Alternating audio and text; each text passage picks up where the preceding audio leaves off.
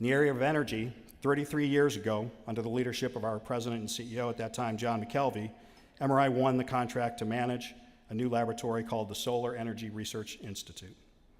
The significance of SERI's work ultimately led to its designation as a national laboratory, NREL, as you know it today. The strategic risks for MRI at that time were twofold. They were the fact that we'd never had a management and operations contract, certainly nearly out of that size, and did not have that kind of knowledge base initially, nor were we really experts in the fields of renewable energy and energy efficiency. We took the risk and we won the contract. We've had it and we have it to this day. Today we have management responsibilities and researchers at 5 government laboratories, and we've established several of our own management and operations laboratories.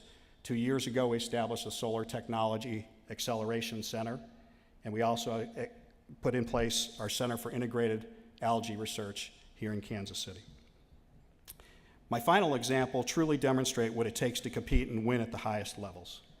Levels that include competitors like Northrop Grumman, ITT, SAIC, and Teledyne Brown. Last month we received word that we were selected as the prime contractor to design, fabricate, and test a high containment research facility at the Edgewood Chemical and Biological Center, or as Bill would say, ECBC. It's a $35 million contract, and it's a new phase of MRI's career: design, build, construct, test facilities. The competition were nationally publicly traded engineering and systems integrations companies. Some are upset, some are confused, some are happy for us, but MRI's on the scene, which is kind of a nice thing to see. In this last example, I'm going to take 4 little elements from our playbook and tell you how we got to winning this contract. There are many aspects, but these are 4 unique ones. In 2004, we relocated one of our top business developers to Washington, D.C. All of our business development and marketing people were here in Kansas City prior to that. We put them in Washington, D.C. to have access to this customer and others' customers. Get project intelligence, customer relations back to Kansas City so we knew what was going on, what we needed to propose. In 2004, we went through a massive reorganization of our company, taking biology, chemistry, and engineering, combining it into services that were integrated with scientists and engineers. We elevated the role of project management to be equal to that of our great science and engineering. So not only could we deliver the science, not only could we deliver the engineering, but we could deliver the product to the customer. And lastly, a few years before this win we heard about recently, we went after a project that was a stretch for us at that time. You may have heard about it. It's a robotic mannequin soldier to test protective equipment in the field.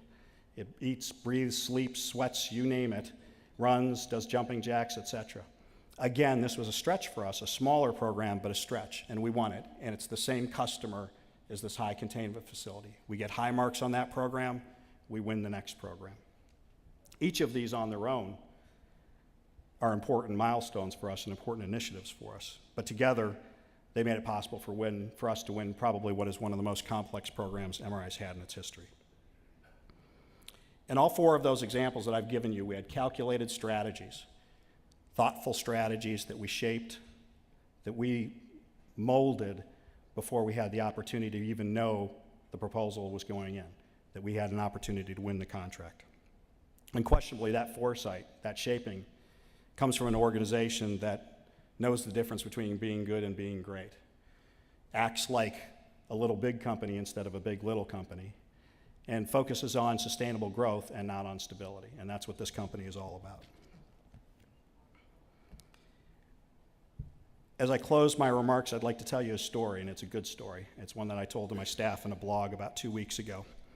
I had the good fortune to be in town, which is kind of rare these days, and I participated in a client kickoff meeting for one of these large programs that I talked about. And as the client leader, Colonel Dan McCormick, got up and talked, I knew I recognized him, but I couldn't place him. As he made his opening remarks, he talked about his time in the Pentagon, and that once a month at 11 in the morning, they would have a parade through the Pentagon. Everybody that worked there, 14,000 people, would get up and they would line the hallways of the Pentagon. And the parade was injured soldiers coming through with assistance from Walter Reed Medical Center. And they were coming through to go to the dining room to eat with the generals that were there at the Pentagon. So it wasn't a parade of celebration, it was a parade of respect. It was a parade of concern. It was a parade of recognition of what they did. It was not the type of parade that we want to have.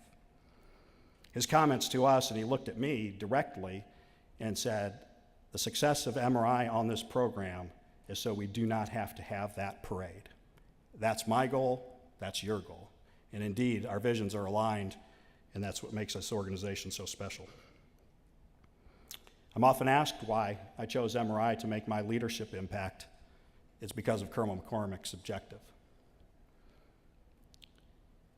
I talked to him shortly after he came down, and I realized where I knew him. And Jim may remember him as well. In 2001, we met right after 9/11, beginning of October, and they called MRI and said, "Can you put a 24/7 laboratory in Washington to protect the Capitol?" And it was Dan McCormick that was the one that had made that call. I ultimately ended up with him driving around Washington looking at options for laboratories in that location. We solemnly remembered that one of them was a building on Eads Street in downtown Washington where they had the remains of the plane that had crashed into the Pentagon. Ultimately, we created the National Capital Region Lab of MRI, and that's there today, still protecting the National Capital. We entered into a 7-year long-term lease without a contract because it wasn't about revenue, it was about national need. Again, that's what this company is all about. We've analyzed over 1 million samples at that laboratory, and we continue to do that today, 24/7. Thank you.